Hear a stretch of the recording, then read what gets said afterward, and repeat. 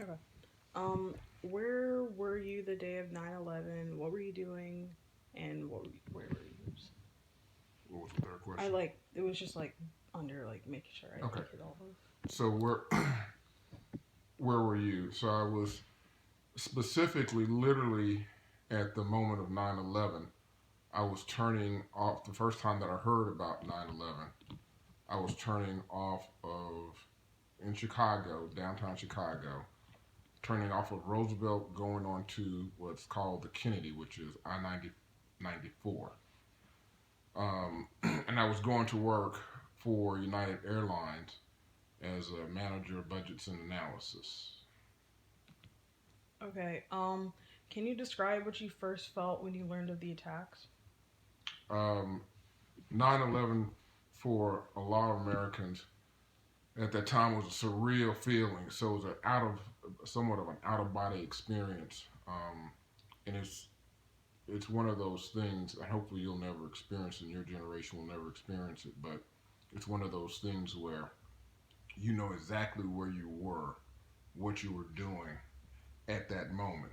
So similar events like that were the assassination of Dr. King, assassination of Bobby Kennedy, assassination of John Kennedy, and Pearl Harbor for those generations.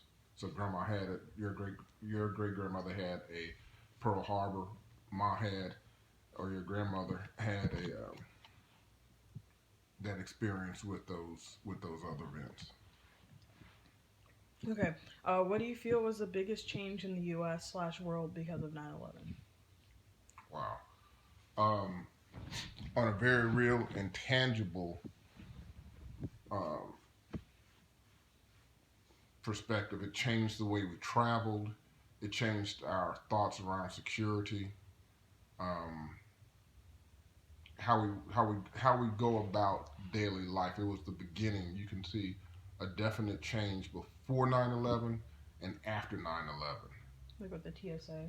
The TSA, um, the TSA, all the security protocols, orange alerts, red alerts, yellow alerts, um, all of the, to your point, not just the TSA themselves, but the whole ideal of scanning,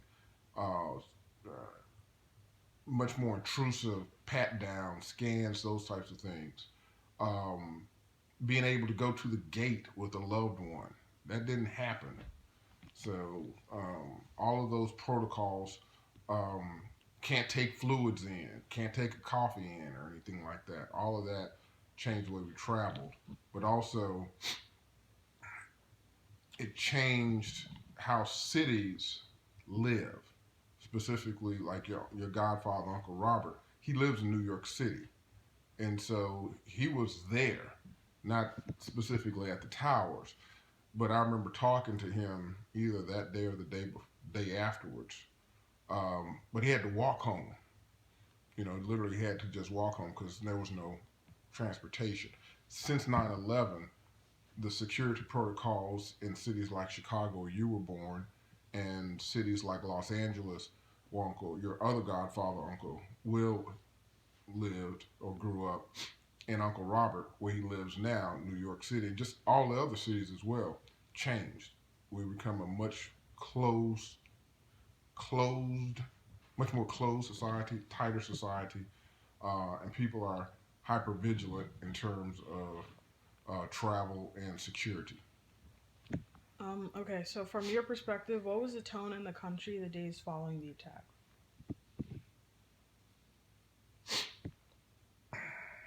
The country, at the country level, we were still stunned. Um, there was You go through different stages. It's very similar to kind of grief. So there was, I won't say denial because we knew what happened. You know, when the first plane hit was like, oh my God, you know, how could this happen? When the second plane hit the towers, and then the Pentagon, and then um, in Pennsylvania, we knew that had to be a coordinated attack. So the mood afterwards was very it was still kind of a shock factor to it. Um, Also, for people like your mom was traveling. You weren't here, but your mom was traveling, and so she had to, and she was in Canada no less.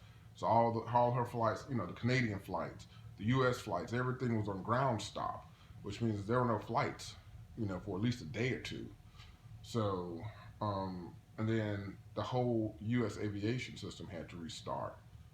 So you can't even comprehend nowadays how many flights that meant. You had flights, literally they said get out of the sky, and wherever the flights were, if it could land in that airfield, it did. So you had 737s literally, say for instance, what's that, the OSU airport? You might have had a 737 landing there, and it just took off, type of thing, or whatever. Um, but the mood of the country, that was the question, mood of the country afterwards, uh, shock, confusion, still some disbelief, anger, and then I think that turned more towards a resolve to get the people who did this to us. Okay, so what lasting images, thoughts, or feelings stuck with you from that day? I mean, I think the image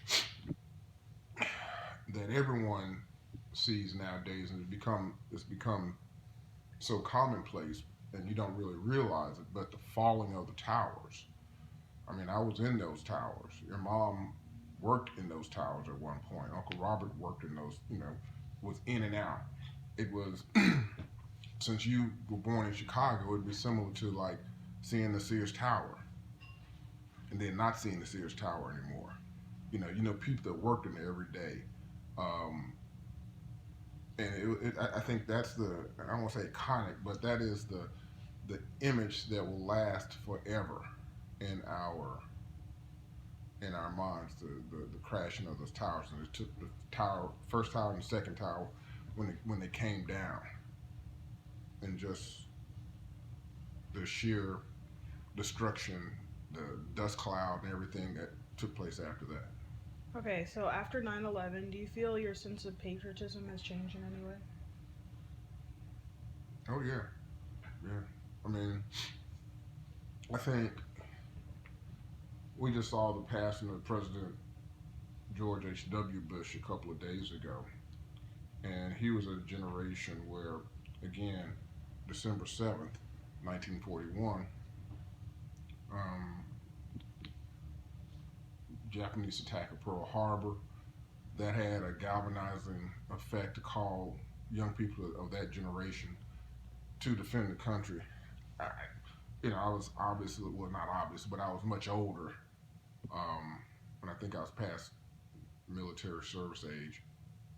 But that said, I could definitely see how that would resolve. I mentioned earlier that resolve and wanting to do something. I definitely could understand where individuals who were younger but still witnessed that went into the military to make a difference, fight for freedom, and those types of things. But yeah, I think overall, and all those inconveniences of travel and security, we not just take those on as Americans because our way of life is not going to change. So, um, yeah. Okay, that's it. Okay. Thank you. Mm-hmm.